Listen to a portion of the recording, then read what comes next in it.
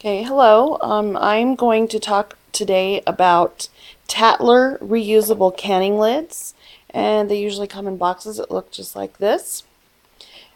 And they do have a website. It is reusablecanninglids.com. Okay, for some people that I know that have been canning for many years, they are used to using this flat metal lid. And it's called a one-piece lid because the red ring is attached to the lid, and then you also have your ring. And these come with new jars, or you can also buy boxes with just the lids, and they come in small mouth and wide mouth. So this is what most of us are used to. But Tattler, these are one-time use only. After you have opened your jars, used the contents, you must throw these away, and you can't can in them again. If you're just storing something, yes, you could reuse them, but they're not made for canning over and over. These lids, on the other hand, are made specifically to be used over and over indefinitely, and they have been around for at least 30 years, and they're very similar to the old-fashioned canning lids before these became popular. These are considered a two-piece lid.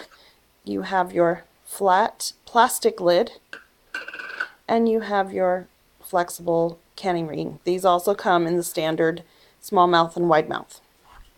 So these you would put together this way and then place on your jar.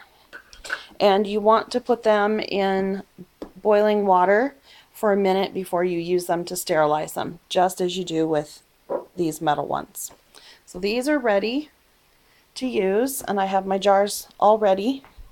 Something I have learned, especially with tomatoes, is as you cook tomatoes or can them, they shrink down, and I keep experiencing the problem of when they're done and sealed, the water level inside is really low.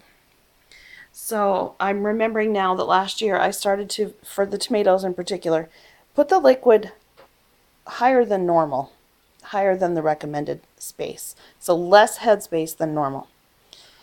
And like I said, these are completely ready. So I'm going to take some rings out here. And oops, some lids too. These are very hot. These are a little pricey up front. They cost almost $1 per lid and ring. But remember, you can use them over and over indefinitely. Okay, now I've assembled them together, and I'm going to put them in my jar. Okay, and I'm going to use my metal rings to hold them down.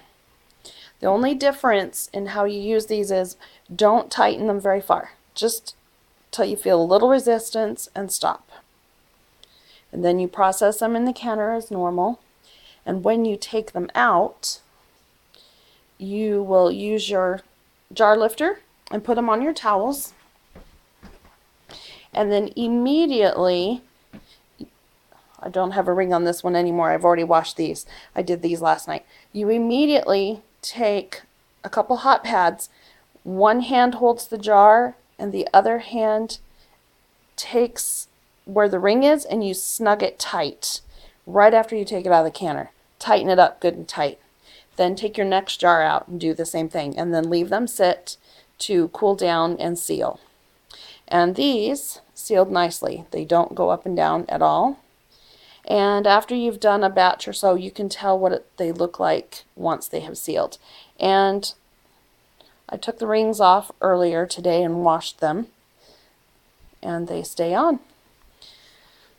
So that is a little trick so you get all of them to seal properly. With your metal lids, you didn't have to do that. That's about the only difference. Take them out and snug that ring down right away really tight, and then let them cool. And that is the only difference. You should have a lot of success with them sealing properly after that. And that's all. Thanks.